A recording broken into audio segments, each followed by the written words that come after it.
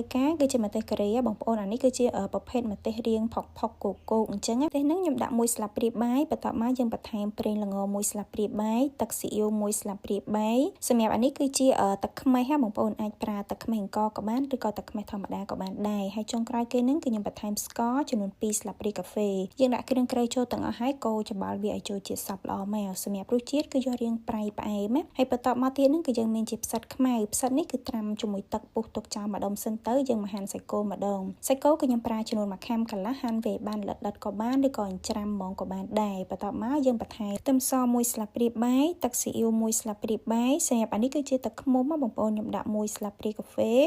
ហើយចុងក្រោយគេហ្នឹងគឺជាប្រេងល្ងចំនួន1ស្លាបព្រាបាយដែរយើងដាក់ចូលហើយកូរច្របល់សាច់នឹងឲ្យចូលជាតិសព្វល្អជាមួយនឹងគ្រឿងសិនទៅផ្អាប់សាច់គោទុកចោលម្ដុំយើងទៅរៀបចំបន្លែម្ដងសម្រាប់អានេះគឺជាសណ្តែកបដោះបងប្អូនយើងស្រុះវាជាមួយទឹកក្តៅទុកម្ដុំសិនបន្ទាប់មកគឺយើងមានជាតសក់សម្រាប់តសក់នេះគឺខ្ញុំប្រើតែ2ផ្លែទេយើងហាន់វាជារាងតសៃឆ្មាអញ្ចឹងមកហើយការ៉ុតប្រើតែម្ដុំមួយជ្រុងតូចនឹងបានហើយខ្ញុំហាន់វាជាតសៃរាងឆ្មាដូចគ្នាហើយសម្រាប់បន្លែទាំងពីរមុខនេះយើងប្រឡាក់ជាមួយអំបិលបន្តិច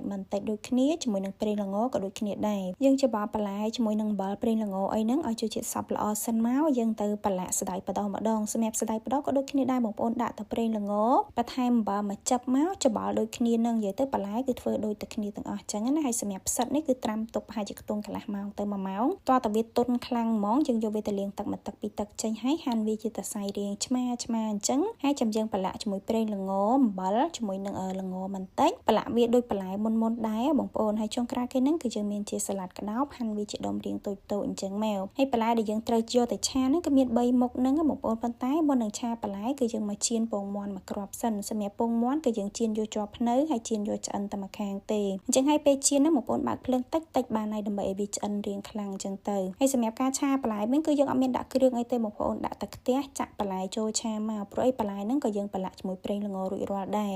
សម្រាប់ការ៉ុតយើងឆារាងយូរបន្តិចមកណាបងប្អូនប៉ុន្តែបើថាតសក់វិញគឺឆាតែមួយផ្លែតបានហើយតសក់ហើយនឹងការ៉ុតហ្នឹងគឺយើងយកឲ្យនៅរាងស្រួយច្របមកបានឆ្ងាញ់ប៉ុន្តែបើថាផ្សិតនេះគឺឆារាងយូរព្រោះអីផ្សិតគឺឲ្យវារាងឆ្អិនខ្លាំងបន្តិចសម្រាប់សាច់គោក៏យើងឆាលឿនដែរឆាប្រហែលជាខ្ទង់1នាទីអីហ្នឹងសាច់គោតែកាលណាឆាយូរពេកវាទៅជាឡើងរាងរឹងរាងស្វិតអីអញ្ចឹងទៅហើយសាច់គោហ្នឹងក៏យើងអត់មានត្រូវថែមថយគ្រឿងអីដែរបងប្អូនគ្រាន់តែដាក់ចូលឆាទៅបន្ទាប់ពីហ្នឹងមកយើងមករៀបចំដួសបាយដាក់ក្នុងចានបងប្អូនចង់ដាក់ប៉ុន្មានក៏បានយើងញ៉ាំច្រើនដាក់ច្រើនញ៉ាំតិចដាក់តិចអញ្ចឹងទៅប៉ុន្តែបាយកុំឲ្យច្រើនជាងបន្លែហើយនឹងសាច់ពេកបងប្អូនយើងដាក់យំល្មមទៅយើងរៀបចំបន្លែជាមួយសាច់ទាំងប្រមាណមុខនឹងដាក់ចូលក្នុងចានហើយយើងដួសពងមាន់ចោលភ្នៅនឹងដាក់ពីលើហើយយើងស្រោចទឹកសសដែលយើងបានធ្វើពីដំបូងគេហ្នឹងបងប្អូនហើយចាំរោយល្ងបន្តិចសម្រាប់ bibimbap នេះគេអត់ដាក់គីមឈីចូលជាមួយទេបងប្អូនគីមឈីគេដាក់ញ៉ាំនៅក្រៅអញ្ចឹងណាប៉ុន្តែខ្ញុំគឺចូលចិត្តដាក់គីមឈីលាយចូលជាមួយគ្នា